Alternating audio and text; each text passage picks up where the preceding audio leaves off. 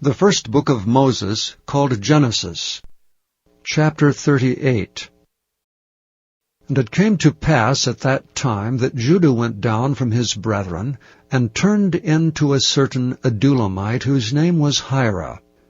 And Judah saw there a daughter of a certain Canaanite, whose name was Shua, and he took her and went in unto her. And she conceived and bare a son, and he called his name And she conceived again, and bare a son, and she called his name Onan. And she yet again conceived and bare a son, and called his name Shelah. And he was at Chezib when she bare him. And Judah took a wife for his firstborn, whose name was Tamar. And Judah's firstborn, was wicked in the sight of the Lord, and the Lord slew him.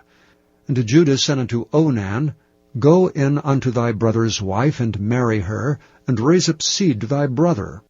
And Onan knew that the seed should not be his. And it came to pass, when he went in unto his brother's wife, that he spilled it on the ground, lest that he should give seed to his brother.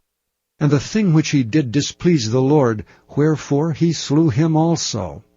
Then said Judah to Tamar, his daughter-in-law, Remain a widow at thy father's house till Shelah my son be grown.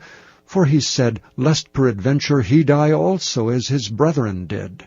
And Tamar went and dwelt in her father's house. And in the process of time, the daughter of Shua, Judah's wife, died, and Judah was comforted, and went up unto his sheep-shearers to Timnath, he and his friend Hira the Adulamite. And it was told Tamar, saying, Behold, thy father-in-law goeth up to Timnath to shear his sheep. And she put her widow's garments off from her, and covered her with a veil, and wrapped herself, and sat in an open place which is by the way to Timnath. For she saw that Shelah was grown, and she was not given unto him to wife.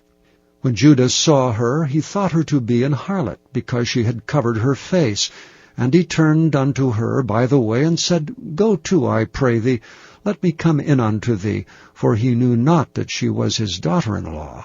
And she said, What wilt thou give me, that thou mayest come in unto me? And he said, I will send thee a kid from the flock. And she said, Wilt thou give me a pledge till thou send it? And he said, What pledge shall I give thee? And she said, Thy signet, and thy bracelets, and thy staff that is in thine hand. And he gave it her, and came in unto her, and she conceived by him. And she arose, and went away, and laid by her veil from her, and put on the garments of her widowhood.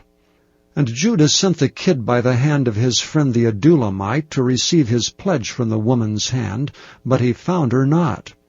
Then he asked the men of that place, saying, Where is the harlot that was openly by the wayside? They said, There was no harlot in this place. And he returned to Judah, and said, I cannot find her. And also the men of the place said that there was no harlot in this place. And Judah said, Let her take it to her, lest we be shamed. Behold, I sent this kid, and thou hast not found her. And it came to pass about 3 months after, that it was told Judah, saying, Tamar thy daughter-in-law hath played the harlot, and also, behold, she is with child by whoredom. And Judah said, Bring her forth, and let her be burnt. When she was brought forth, she sent to her father-in-law, saying, By the man whose these are am I with child.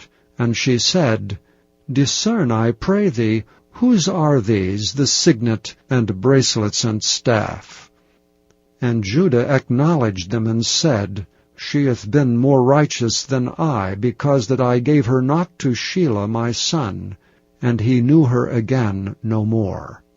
And it came to pass in the time of her travail, that, behold, twins were in her womb. And it came to pass, when she travailed, that the one put out his hand, and the midwife took and bound upon his hand a scarlet thread, saying, This came out first. And it came to pass, as he drew back his hand, that, behold, his brother came out. And she said, How hast thou broken forth? This breach be upon thee. Therefore his name was called Pharez. And afterward came out his brother that had the scarlet thread upon his hand, and his name was called Zerah.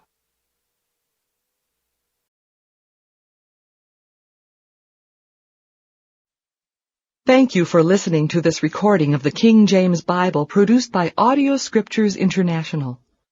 Audio Scriptures International believes it is more important to spread the Word of God than to make a large profit.